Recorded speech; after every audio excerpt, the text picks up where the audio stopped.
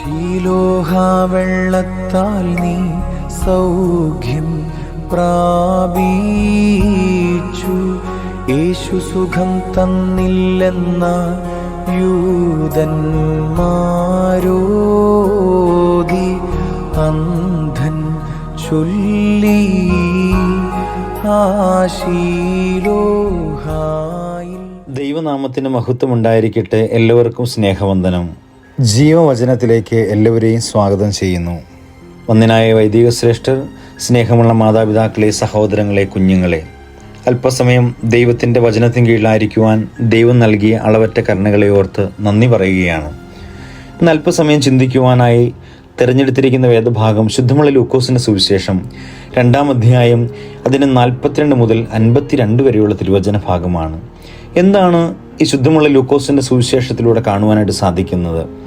സുവിശേഷകൻ ഇങ്ങനെ പറയുന്നു: പ്രതീക്ഷയുടെ മഷികൾ കൊണ്ടാണ് ഈ സുവിശേഷ ഭാഗങ്ങളൊക്കെ എഴുതി വച്ചിരിക്കുന്നത്. എന്നാൽ ശുദ്ധമുള്ള ലൂക്കോസിൻ്റെ സുവിശേഷം 2-ാം അധ്യായം 42 മുതലുള്ള തിരുവചന ഭാഗം പഠിക്കുമ്പോൾ അവിടെ നമുക്ക് കാണുവാനായിട്ട് സാധിക്കുന്നത്, ലോകൈക രക്ഷിതാവായ യേശു തമ്പുരാൻ തൻ്റെ കുടുംബത്തോടൊപ്പം ദൈവാലയത്തിലേക്ക് പോകുന്നതായിട്ട് കാണുന്നുണ്ട്.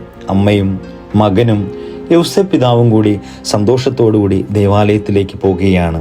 2 കാര്യങ്ങൾ നമുക്ക് ഈ വേദഭാഗത്തിലൂടെ നമുക്ക് ചിന്തിച്ച് പെട്ടെന്ന് തന്നെ അവസാനിപ്പിക്കാം. ഒന്നാമതായിട്ട്, നാം വെളിച്ചത്തിൻ്റെ മക്കളായിരിക്കുന്നു എന്നുള്ളതാണ്. രണ്ടാമതായിട്ട്, നാം പരിശുദ്ധ കന്യക മറിയം അമ്മയെപ്പോലെ ആകണമെന്ന്. ഈ 2 കാര്യങ്ങളാണ് ഈ വേദഭാഗത്തിലൂടെ നമുക്ക് കാണുവാനായിട്ട് സാധിക്കുന്നത്. ഒന്നാമതായിട്ട് നമുക്ക് പഠിക്കാം, ആരാണ് അമ്മ?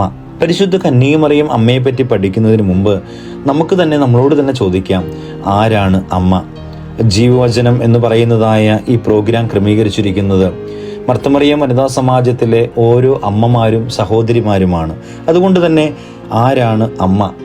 മക്കളായ നമ്മൾക്ക് ഹൃദയത്തിൽ സ്നേഹമായി നിറഞ്ഞു നിൽക്കുന്ന ഒന്നാണ് അമ്മ എന്ന് കാണുന്നുണ്ട്.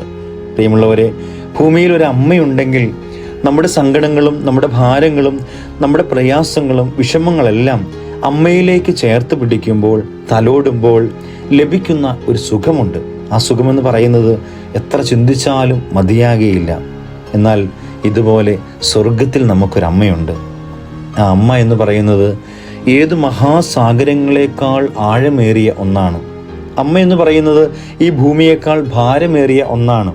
അമ്മയെന്ന് പറയുന്നത് ആർക്കൊക്കെയോ വേണ്ടി മുറിഞ്ഞു തീരുന്ന, മുറിയപ്പെടുന്ന, ഭാഗിക്കപ്പെടുന്ന ഒന്നാണ് അമ്മ. എന്നാൽ ഇതുപോലെ ഈ ഭൂമിയിൽ നമുക്കൊരമ്മയുണ്ടെങ്കിൽ സ്വർഗത്തിൽ നമുക്ക് മറ്റൊരു അമ്മയുണ്ട്.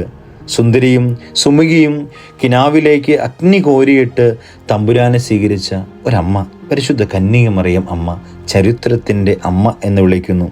ഒരുപാട് സഹനങ്ങളിലൂടെ, ഒരു സഹനത്തിൻ്റെ ദിനങ്ങളിലൂടെ അമ്മയെ ഓർക്കുന്നതായ നിമിഷങ്ങൾ അടുത്തു വരികയാണ്. നമുക്കറിയാം, നമ്മുടെ കർത്താവിൻ്റെ പീഡാസഹനത്തിൻ്റെ ദിവസങ്ങളിലേക്ക് കടന്നു ചെല്ലുമ്പോൾ അമ്മയെ ഓർക്കുന്നതായ സന്ദർഭങ്ങൾ അത്രമാത്രം വലുതാണ്.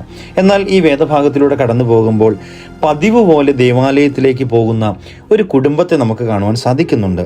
എന്നാൽ നാം എവിടെ പോയാലും നമ്മുടെ ദൈവത്തിൻ്റെ ആലയത്തിലേക്ക് പോകണമെന്നാണ് ഈ വേദഭാഗം ഓർമ്മപ്പെടുത്തുന്നത്. ആലയത്തിൽ പോകുമ്പോൾ, പെരുന്നാളുകളിൽ സംബന്ധിക്കുമ്പോൾ, ആരാധനയെ സംബന്ധിക്കുമ്പോൾ നാം എങ്ങനെ പോകണം? പതിവ് പോലെ നാം ദേവാലയത്തിൽ ആരുടെ കൂടെ പോകണം? കുടുംബത്തോടൊപ്പം പോകണമെന്ന് ഈ വേദഭാഗത്തിലൂടെ കടന്നു പോകുമ്പോൾ നമുക്ക് കാണുവാനായിട്ട് സാധിക്കുന്നുണ്ട്. മാതാപിതാക്കളെ സ്നേഹിക്കുകയും അനുസരിക്കുകയും ചെയ്യുന്ന കുഞ്ഞുങ്ങൾക്ക് നൽകുന്ന വലിയൊരു ഉപദേശമാണ് യേശു തമ്പുരാൻ കാണിച്ചു തരുന്നത്. തൻ്റെ അപ്പൻ്റെയും അമ്മയുടെയും കൂടെ സന്തോഷത്തോടുകൂടി ദേവാലയത്തിലേക്ക് പോകുന്നതായിട്ട് കാണുവാൻ സാധിക്കുന്നുണ്ട്. രണ്ടാമതായിട്ട്, നഷ്ടപ്പെട്ടു പോയ മകനെ കണ്ടെത്തുന്നത് എവിടെ നിന്നാണ്? ദേവാലയത്തിൽ നിന്നാണ്. നമുക്ക് കാണാൻ സാധിക്കുന്നുണ്ട്, അമ്മയും യൗസേപ്പ് പിതാവും തൻ്റെ കുഞ്ഞിനെയുമായി ദേവാലയത്തിലേക്ക് പോയി. അതിനുശേഷം മടങ്ങി വരുമ്പോൾ തൻ്റെ കുഞ്ഞ് നഷ്ടപ്പെട്ടു പോവുകയും അമ്മയും യൗസേപ്പ് പിതാവും സങ്കടത്തോടുകൂടി ദേവാലയത്തിലേക്ക് കടന്നു ചെല്ലുമ്പോൾ അതാ ദേവാലയത്തിൽ നിന്ന് തൻ്റെ കുഞ്ഞിനെ കിട്ടുന്നതായിട്ട് കാണുന്നുണ്ട്. അമ്മ പറയുന്ന ഒറ്റ വാക്കുണ്ട്, ഇതാണ് പറയുന്നത്: നിന്റെ അപ്പനും ഞാനും എത്രമാത്രം ഉത്കണ്ഠയോടുകൂടി നിന്നെ അന്വേഷിച്ചു എന്നാണ് പറയുന്നത്. പ്രിയമുള്ളവരെ, ഇവിടെ അമ്മ കാണിച്ചു തരുന്ന ഒരു വിനയമാണ്. തൻ്റെ കുടുംബത്തിൻ്റെ ബലം, തൻ്റെ കുടുംബത്തിൻ്റെ ശക്തി എന്ന് പറയുന്നത് ഈ മകൻ്റെ അപ്പൻ, അതായത് തൻ്റെ ജീവിത പങ്കാളിയാണ് എന്ന് ഈ അമ്മ നമ്മളോട് പറഞ്ഞു തരികയാണ്. പ്രിയമുള്ളവരെ, ഈ രണ്ട് കാര്യങ്ങൾ ഒരു കുടുംബ പശ്ചാത്തലത്തിലൂടെ കടന്നു പോകുമ്പോൾ ഈ ദിവസം ഞാനും നിങ്ങളും ഓർത്തെടുക്കേണ്ട കാര്യമാണ്. മൂന്നാമതായിട്ട്, മാതാപിതാക്കൾക്ക് വിധേയപ്പെട്ട് ജീവിച്ച ഒരു മകനുണ്ടായിരുന്നു. മാതാപിതാക്കളെ ദൈവതുല്യം കണ്ട് അല്ലെങ്കിൽ ദൈവതുല്യം സ്നേഹിച്ച ഒരു മകനെ നമുക്കിവിടെ കാണുവാനായിട്ട് സാധിക്കുന്നുണ്ട്. എല്ലാ അനുഗ്രഹങ്ങളും ദൈവത്തിൽ നിന്നാണെങ്കിൽ അതിന് പകരമായി നമുക്ക് നൽകിയിരിക്കുന്ന ഒന്ന് തന്നെയാണ് നമ്മുടെ മാതാപിതാക്കൾ. അവരുടെ സ്നേഹവും അവരുടെ വാത്സല്യവും അവരുടെ കരുതലും അത് വലിയൊരു അനുഗ്രഹമായിട്ട് നമുക്ക് കാണണം. പ്രിയമുള്ളവരെ, നമുക്കറിയാം അവൻ്റെ ജീവിതം പഠിക്കുമ്പോൾ ജ്ഞാനത്തിലും പ്രായത്തിലും ദൈവത്തിലും മനുഷ്യൻ്റെയും പ്രീതിയിൽ ജീവിച്ചവനായിരുന്നു എന്ന് കാണുവാനായിട്ട് സാധിക്കുന്നുണ്ട്. വാത്സല്യമുള്ളവരെ, നമ്മുടെ കർത്താവിൻ്റെ പീഡാസഹനത്തിലേക്ക് ഞാനും നിങ്ങളും അടുത്തു വരുമ്പോൾ നമ്മളും മാതാപിതാക്കളെ ബഹുമാനിച്ച് അനുസരിച്ച് ദൈവാലയം വിട്ടുപിരിയാതെ ദൈവാലയത്തോട് ചേർന്ന് നിന്നുകൊണ്ട് ആരാധനയിലും ശുശ്രൂഷയിലും സംബന്ധിക്കുമ്പോൾ അതിൻ്റെ അനുഗ്രഹങ്ങൾ നമുക്കും നമ്മുടെ കുടുംബത്തിനും ലഭിക്കുമെന്നുള്ള കാര്യത്തിന് സംശയം വേണ്ട. അതിനായിട്ട് എല്ലാവർക്കും ഈ വചന മുഖാന്തരമായി തീരട്ടെ എന്ന് മാത്രം ആശംസിച്ചുകൊണ്ടും പ്രാർത്ഥിച്ചുകൊണ്ടും എല്ലാ നന്മകളും നേരുന്നു. ദൈവം നിങ്ങളെല്ലാവരെയും അനുഗ്രഹിക്കട്ടെ.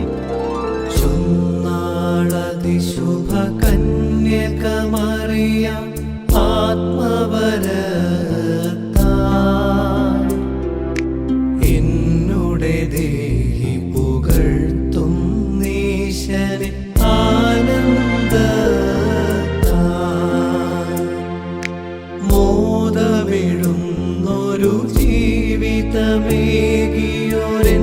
ദൈവത്തിൽ സാദരമെന്നുടെ ആത്മാവധികം സന്തോഷി